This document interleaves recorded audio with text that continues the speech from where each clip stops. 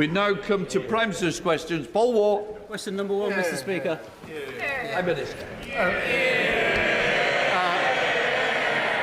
Thank you, Mr. Speaker. This Saturday.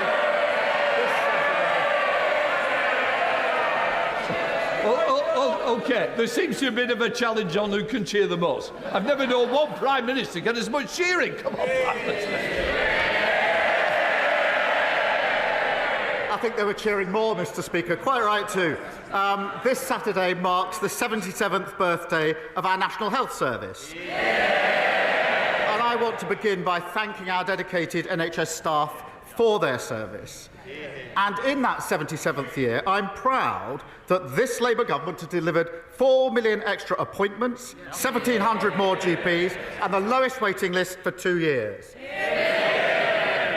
Mr. Speaker, the Labour Party is proud to have been the party that created the NHS, and tomorrow we're announcing our 10-year health plan to build an NHS fit for the future so that in many years and decades to come we can still proudly celebrate the anniversary of the NHS. Mr. Speaker, may I also wish England and Wales the best of luck in the Women's Euros. And, of course, congratulate England's under-21s on retaining the Euros. Mr. Speaker, this morning I had meetings with ministerial colleagues and others. In addition to my duties in this House, I shall have further such meetings later today. Thank you, Mr. Speaker.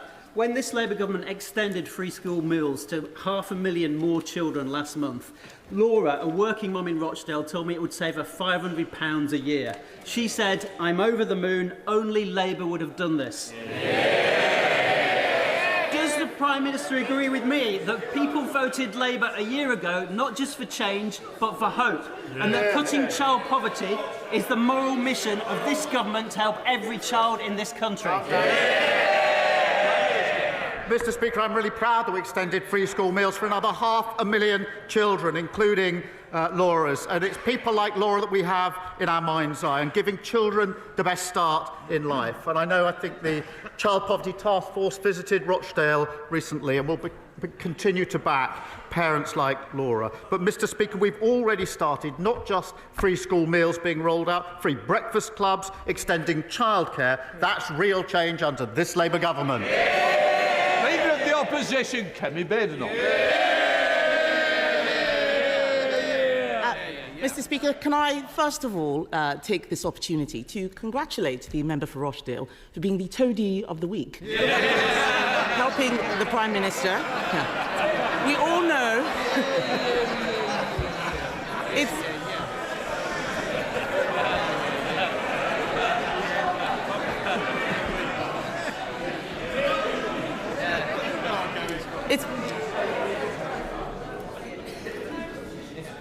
There's a lot of people wanting to catch my eye today. There are some free hits on this side. I won't waste your opportunity.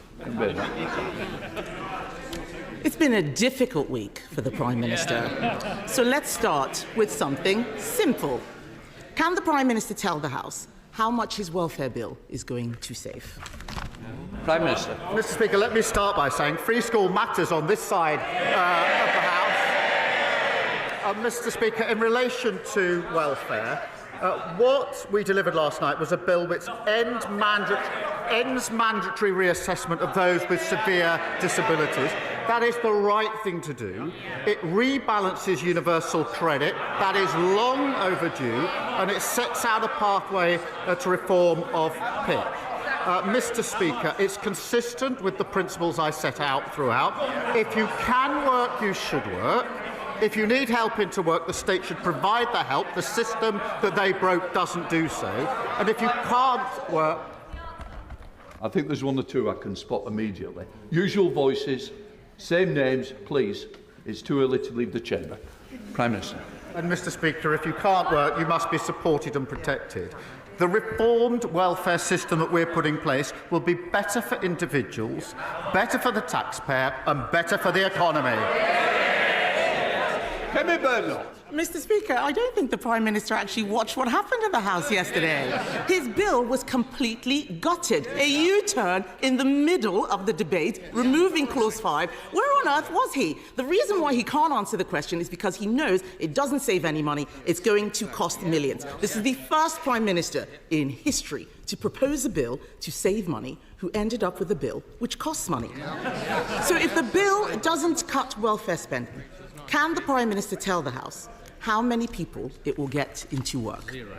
Well, Mr. Speaker, I'm glad she asked that because it gives me the opportunity to say we've already started changing the job centres and investing in support back into work. The Trailblazer scheme, which is doing exactly what she asked me, which is getting people back into work. The bill last night will help people back into work, and of course the Timms review is ongoing. But I tell you what won't help people back into work, won't help control the costs, and that is voting to keep the broken system. And that is what they did last night. Everybody in this House accepts that the current system is broken. It invites the question, who broke it? They broke it. And last night, they voted for the status quo. The broken system is their policy. That won't help individuals, taxpayers, and it certainly won't help the economy. Mr. Speaker, I'll tell him what we did on welfare. Yes, they cannot. While they're laughing, they don't know. My party delivered the biggest reform of welfare in government. We got record numbers of people into work, including millions of disabled people, and we cut the deficit every year until COVID. The fact is, we're not scared of doing difficult things on this side of the House. We got people back into work. What he forgets is that since the election, since he became Prime Minister, an additional 1,000 people a day are signing on to incapacity benefits. That is 50% more than under us. 50% more than under us. And, Mr. Speaker, astonishingly, because of the mess they made yesterday, because there are no more savings, sickness benefits alone are set to rise to £100 billion on his watch. He cannot reduce that now. Order. Mr McKee, I think we've had a run-in before. I certainly don't want any more. Seriously, you're obviously not getting your timing right because I can hear your voice every time. I'll start again, Mr. Speaker. Yes. Start again. Sickness benefits, louder for those at the back, sickness benefits are set to rise to £100 billion because of their mess. They cannot now reduce it. They can't reduce it because after last night's humiliating U-turn, we know he cannot control his MPs. They're cheering now, but you signed the amendment. Over 100 people signed that reasoned amendment until the bill was completely gutted. He said that he would take the difficult decisions, but isn't the reality that he is too weak to get anything done? Mr. Speaker, I'll tell them what they did to the welfare system. They broke it. And it's the same as the NHS. What did they do? They broke it. Same as the economy. What did they do? They broke it. They broke everything that they touched. And now she describes the broken system that we are trying to fix. What did she do? She voted against fixing the system that they broke. And I'll tell you, Mr. Speaker, and spell that out, they voted last night for the system that is keeping 1 million young people not learning or earning. That is a disgrace of their system. They voted for a system where we have 3 million people out of work on ill health, and they voted for that system. We're fixing it. We're clearing up the mess that they left, just like we're clearing up the NHS and the economy. He's got some brass neck. Has he read the papers this morning? That bill will achieve nothing. It is a pointless waste of time and is absolute proof that he doesn't have a plan. Let me tell the House what's going to happen. In November, the Chancellor is going to put up our taxes to pay for his incompetence. We on this side of the House know that you can't tax your way to growth. But people out there are frightened. Yes. These are the same people who cheered when they talked about the NI rise and the jobs tax. Why are they complaining now? People out there are frightened. Can he, Mr. Speaker, can he reassure them by ruling out tax rises in the autumn budget? Prime Minister. Mr. Speaker, she knows that no Prime Minister or Chancellor ever stands at the dispatch box and writes budgets in the future. That isn't what they did, it isn't what we did, and she knows it. But she talks about growth. For 14 years, we had stagnation, and that is what caused the problems. And I'm really pleased, Mr. Speaker, to show the progress that we're making. I can update the House. Last week, Amazon put in £40 billion of investment into this country, one of the biggest investments of its time. That brought the inward investment to £120 billion in the first year of this Labour government. Mr. Speaker, I can also tell the House that business confidence is the highest for 9 years. That's longer than the whole time that the leading opposition's been in Parliament. And the figures this week demonstrated and showed we had the fastest growth in the G7 in the first quarter of this year. What a difference to the mess they left. That's the difference a Labour government made. Kemi Badenoch. Mr. Speaker, he talks about jobs. Unemployment has risen every month since Labour took office. Has he spoken to Nissan, by the way, and looked at what's happening there? This man has forgotten that his welfare bill was there to plug a black hole created by the Chancellor. Instead, they're creating new ones. They're creating new ones. She looks... Mr. Speaker, she's pointing at me. She looks absolutely miserable. Labour MPs, yeah, she looks absolutely miserable. Labour MPs, they can point as much as they like. The fact is, Labour MPs are going on the record saying that the Chancellor is toast, and the reality is that she is a human shield for his incompetence. In January, he said that she would be in post till the next election. Will she really? Prime Minister. Well, she certainly won't.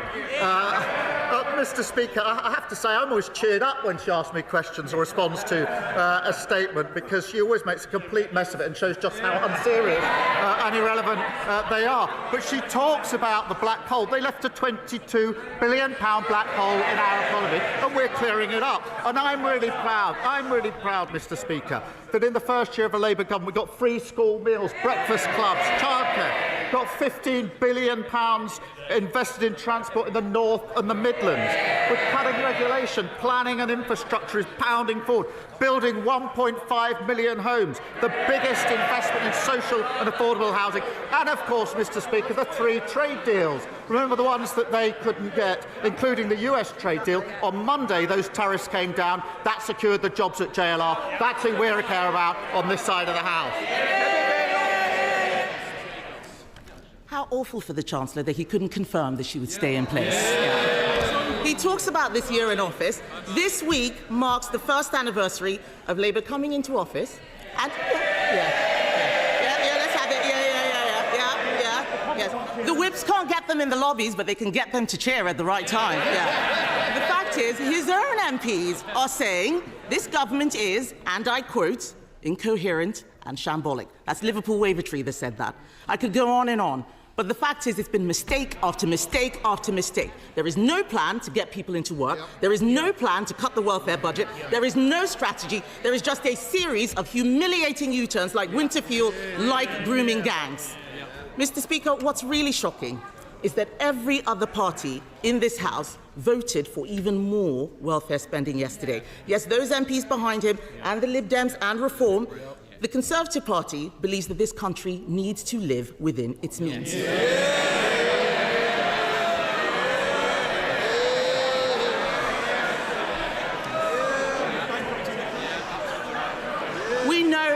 We know what we believe, Mr. Speaker, but this is a Prime Minister who has U-turned on everything he's done in office, including his own speeches, because he doesn't know what he believes. With left-wing Labour MPs now running the government, isn't it working people who will now pay the price? Mr. Speaker, this is why she always cheers me up. She talks about living within their means, having left a £22 billion black hole. Mr. Speaker, she talks about the first year. I'm really proud of our first year in government. We promised, Mr. Speaker, 2 million extra NHS appointments. We've delivered 4 million. A promise made and a promise delivered. We promised the biggest upgrade to workers' rights in a generation within the first 100 days. Promise made, promise delivered. We promised free breakfast clubs. That's a promise made and a promise delivered. Bonuses for water bosses who pollute our rivers. That's the mess they left. A promise made and a promise delivered. Creating GB Energy. A promise made and a promise delivered. The largest increase in defence spending since the last Labour government. A promise made and a promise delivered. And putting more money in the pockets of working people, particularly the 3 million who are the lowest paid through the national minimum wage. A promise made and a promise delivered. We're only getting started, and the Chancellor has led on all these issues, and we're grateful to her for it. Natasha Iron. Thank you, Mr. Speaker. Mr. Speaker, unlike the members opposite, this government has not dragged its feet in banning zombie knives, ninja-style swords and its effort to tackle knife crime. And in Croydon, where youth violence has cast a devastating shadow across our communities, our local police is running a surrender scheme this month to get these dangerous weapons off our streets. So will the Prime Minister join me in commending the tireless work of Croydon's police officers?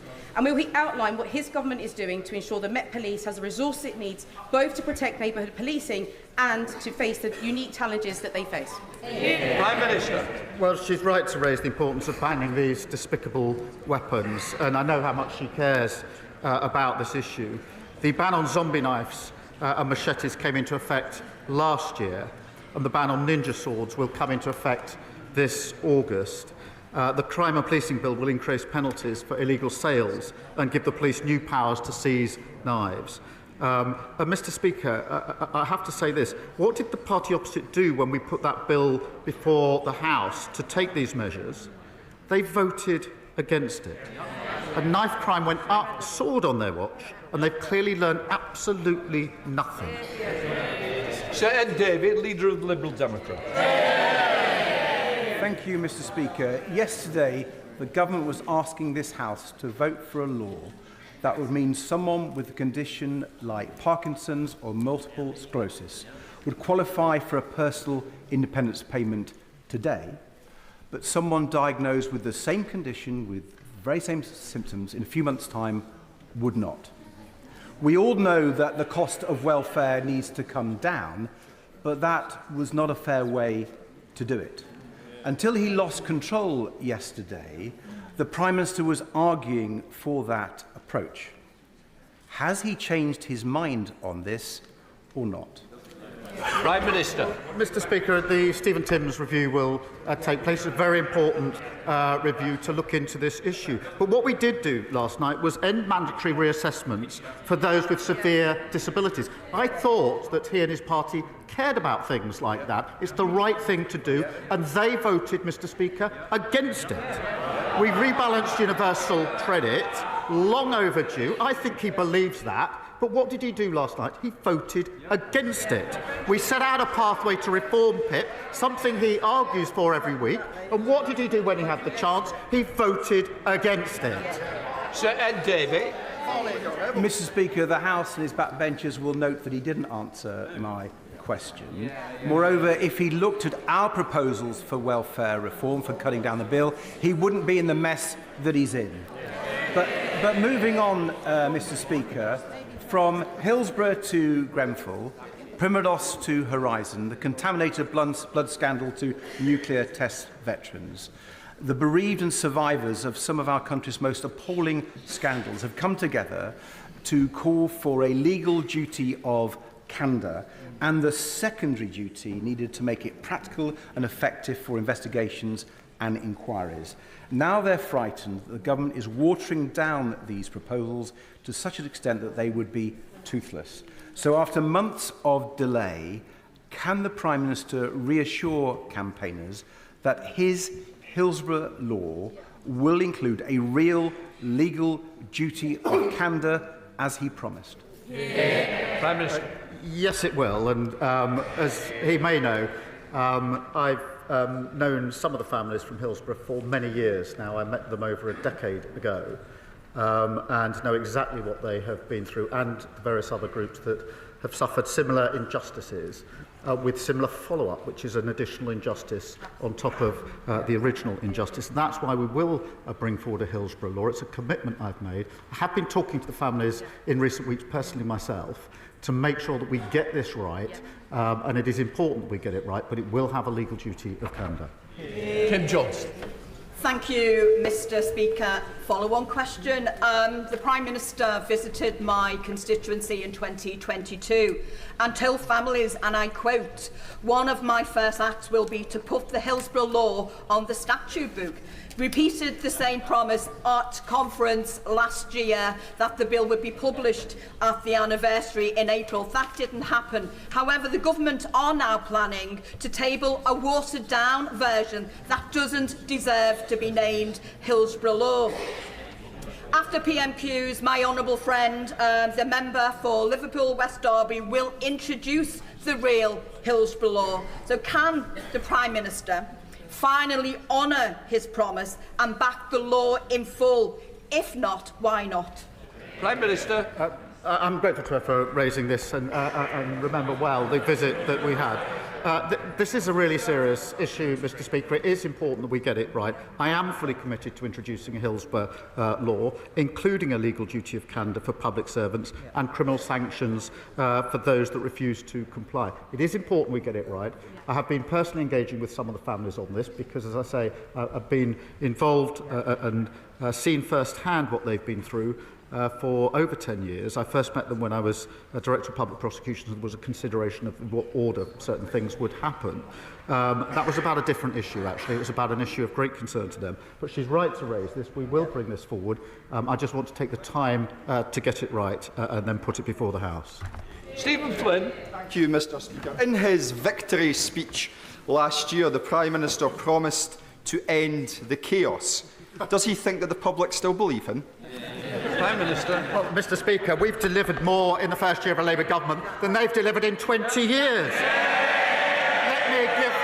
Let me give him one example. We had waiting lists. We said we'd do 2 million extra appointments. We've done 4 million for the NHS in England. What a contrast, Mr Speaker, where they've been in charge for that 20 years. Scotland's doctors now saying, in the past week I think, and this is their quote, that the Scottish NHS is, their quote, dying before our very eyes. They should be ashamed. Their own Public Health Minister is admitting that the SNP failure is costing lives. Scotland need new direction so it can bring waiting lists down in Scotland, just like we've done in England. Thank you, Mr Speaker. Hemel Hempstead is a new town that was built by a Labour government after the Second World War and provided decent housing to families like mine. Yet, 80 years on, the #1 issue in my casework is a shortage of housing.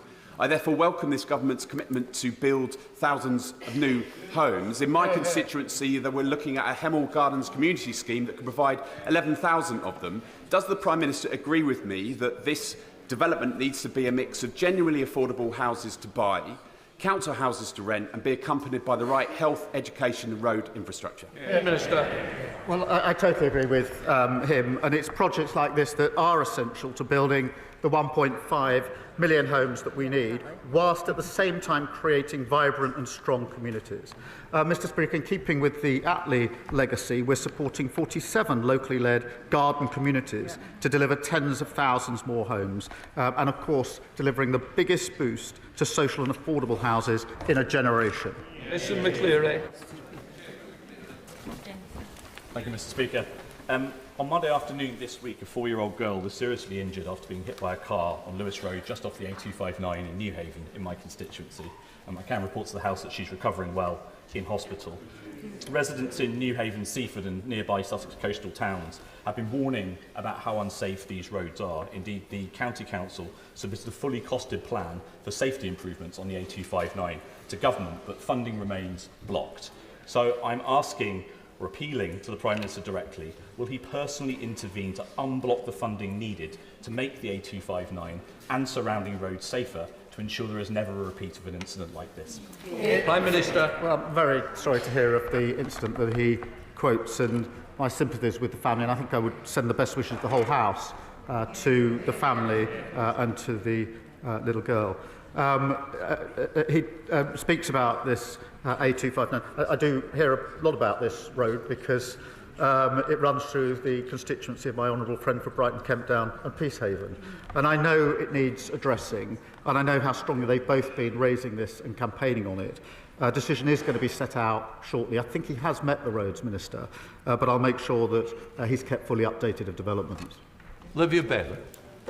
Thank you, Mr. Speaker. I am proud to represent thousands of people working in the defence sector. Ordinary people doing extraordinary jobs to keep our country safe. And I was delighted that the Defence Secretary recently joined me in my constituency to mark this government's £15 billion investment in the atomic weapons establishment. Does the Prime Minister agree with me that our commitment to defence sector investment is vital not just for our national security, but for jobs, opportunity and growth in constituencies like Reading West and Mid-Berkshire? Prime Minister. Well, I pay tribute to her, and she's a fantastic advocate for her constituents. She's right to highlight the important work by the defence sector in her constituency and, of course, right across the United Kingdom. We are investing £15 billion in our sovereign nuclear warhead programme. That will support, Mr. Speaker, nearly 10,000 jobs, including many in her constituency. And that's the defence dividend in action, a historic boost to defence spending, represented and reflected in good, well-paid jobs across the United Kingdom. Adrian Ramsey. Thank you, Mr. Speaker. Given that the government appears to be in listening mode, will the Prime Minister agree to scrap other measures that are pushing more people into poverty, such as the cruel two-child benefit cap and the harsh and totally unacceptable cuts to universal credit for ill and disabled people, which remain in yesterday's dog's breakfast of a bill? Prime Minister. Well, Mr. Speaker, I don't want to be ungenerous, but I don't think I'm going to be listening to him or his party. They were the ones that put an £80 billion unfunded tax commitment before the electorate at the last election. And they're the ones that talk about change and clean power, but every single time there's an infrastructure project or there's any change that's needed, they block it, including in their own constituencies. Joe White. Thank you, Mr. Speaker. Whilst we all revere the football stars of the past, many are struggling with welfare issues, including organised financial fraud and head injuries linked to the onset of dementia. May I give the Prime Minister this letter on player welfare from 303 former players?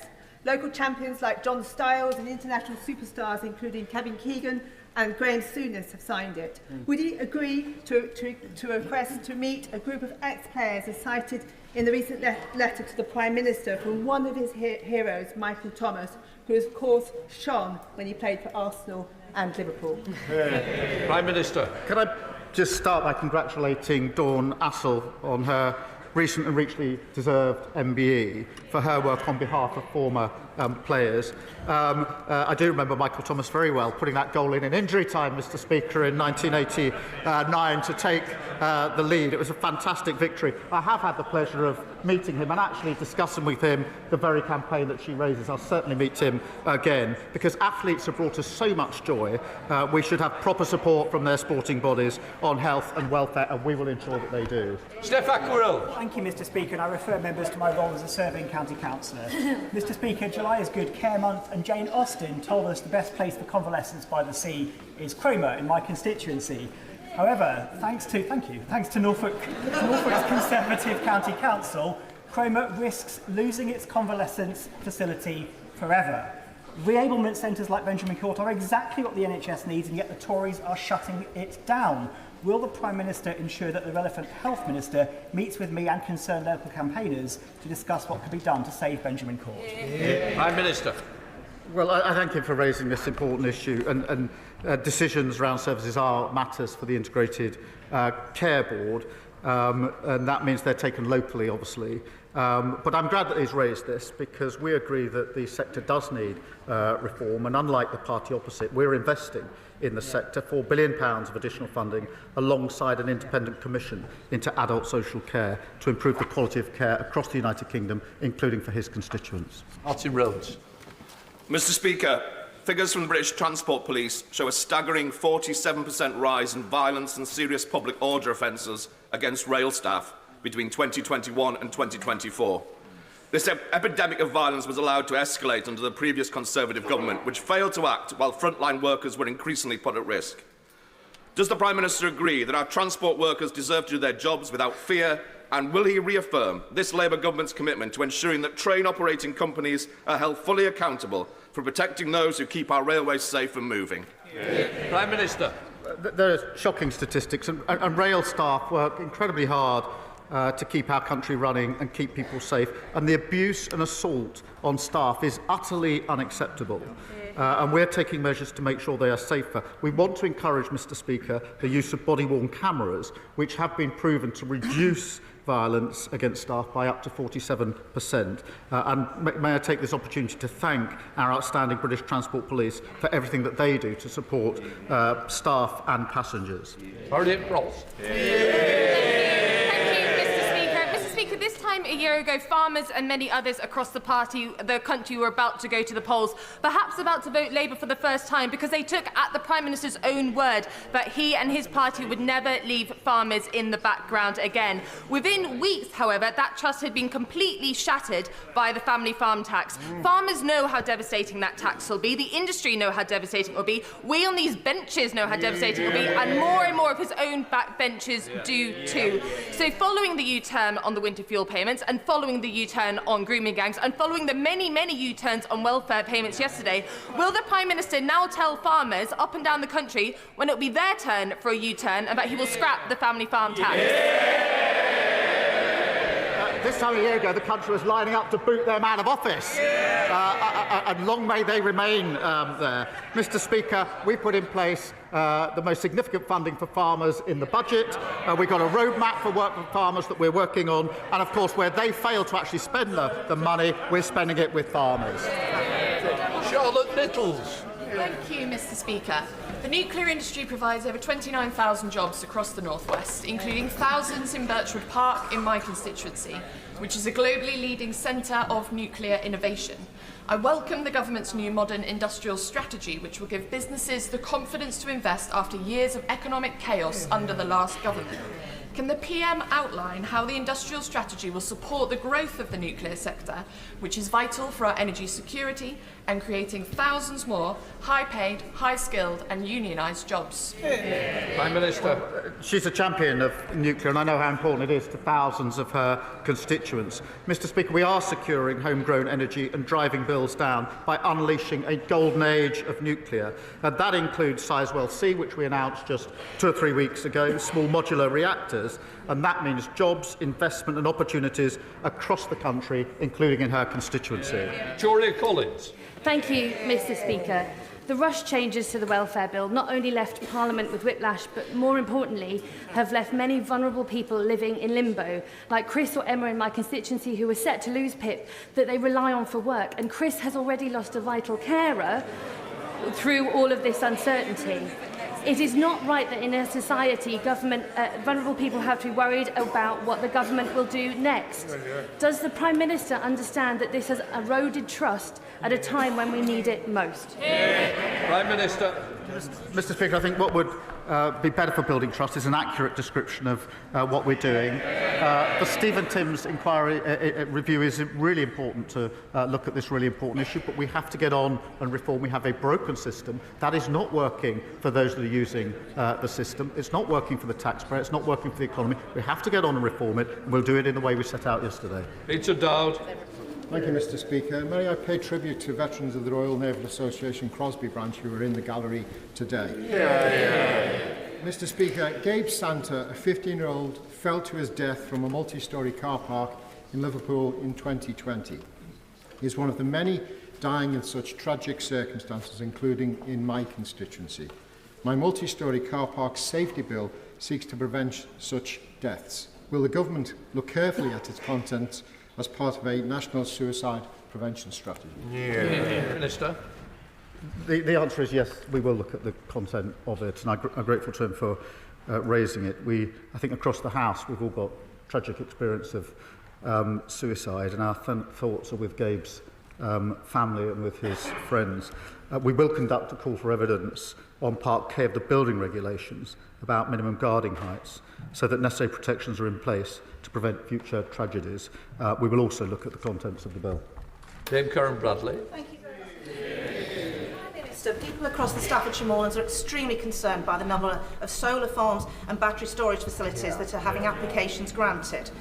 Can you please, Prime Minister, give them some reassurance that you will change the law and that we will see good agricultural land saved producing food as it rightly should be? Prime Minister. Mr. Speaker, it's right that we do both and do support agriculture, but she says people across the country are concerned about solar. They are also concerned about their bills coming down. They went up under the last government. The only way to get them down is on renewables, and that's what we're doing. Final question, Jessica Warden. Thank you very much, Mr. Speaker. This morning in Westminster Hall, Centenary Action presented sashes handmade by a team of wonderful women working out of Newport's remake to every one of our 264 women MPs to mark today's 97th anniversary of the Equal Franchise Act. Will the Prime Minister join me in welcoming this initiative, which celebrates the contribution women make in public life? And although we now have a record number of women MPs, does he agree we must ensure we continue to break down barriers for women on our way to achieving the mission of a gender-equal Parliament? Can I, through her, thank the women in her constituency for their hard work on this initiative, and having 264 women MPs is a really significant progress in this House. I'm incredibly proud that at the last election we saw 100 new female Labour MPs elected, meaning the number of female MPs in the Labour Party is now at a record high. And on the 97th anniversary of the Equal Franchise Act, it should be a source of great pride to the House that we have a record number of female members. That completes Prime Minister's questions. Let the front bench change over.